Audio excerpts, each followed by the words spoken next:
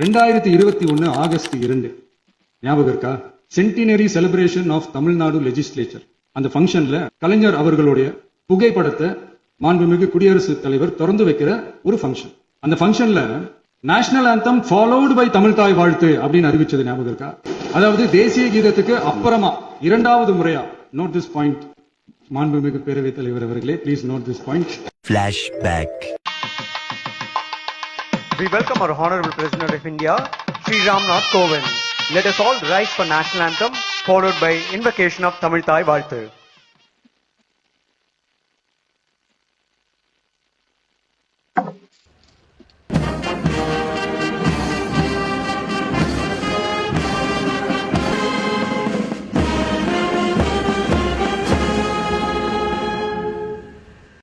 நீராறும் கடலுடுத்த நிலமட சோழி முடிச்சு